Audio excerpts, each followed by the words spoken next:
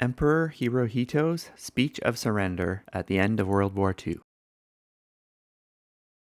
To our good and loyal subjects, after pondering deeply the general trends of the world and the actual conditions obtaining in our empire today, we have decided to effect a settlement of the present situation by resorting to an extraordinary measure.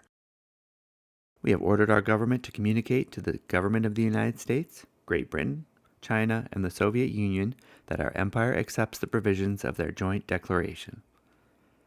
To strive for the common prosperity and happiness of all nations, as well as the security and well-being of our subjects, is the solemn obligation which has been handed down by our imperial ancestors and which we lay close to the heart.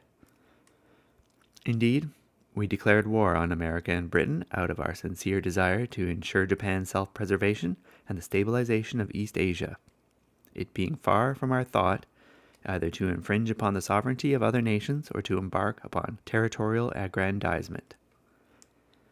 But now the war has lasted for nearly 4 years.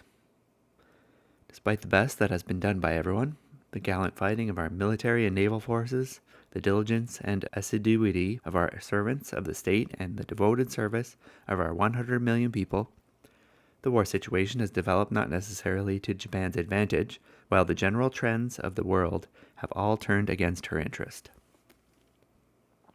Moreover, the enemy has begun to employ a new and most cruel bomb, the power of which to do damage is indeed incalculable, taking the toll of many innocent lives. Should we continue to fight, it would not only result in an ultimate collapse and obliteration of the Japanese nation, but also it would lead to the total extinction of human civilization. Such being the case, how are we to save the millions of our subjects, or to atone ourselves before the hallowed spirits of our imperial ancestors? This is the reason why we have ordered the acceptance of the provisions of the Joint Declaration of the Powers. We cannot but express the deepest sense of regret to our allied nations of East Asia, who have consistently cooperated with the Empire toward the emancipation of East Asia. The thought of those officers and men, as well as others who have fallen in the field of battle, those who died at their posts of duty, or those who met death otherwise, and all their bereaved families, pains our heart night and day. The welfare of the wounded and the war sufferers and of those who lost their homes and livelihood is the object of our profound solicitude. The hardships and suffering to which our nation is to be subjected hereafter will be certainly great. We are keenly aware of the inmost feelings of all of you, our subjects. However, it is according to the dictates of time and fate that we have resolved to pave the way for a grand peace for all the generations to come, by enduring the unavoidable and suffering what is unsufferable.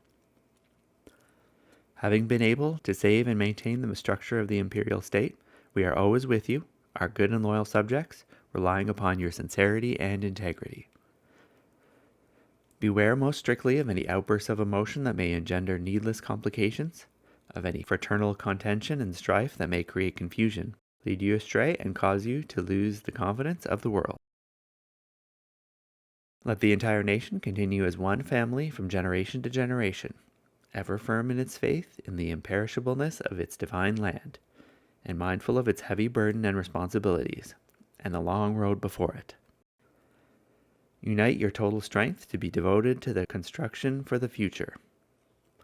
Cultivate the ways of rectitude, nobility of spirit, and work with resolution so that you may enhance the innate glory of the imperial state and keep pace with the progress of the world.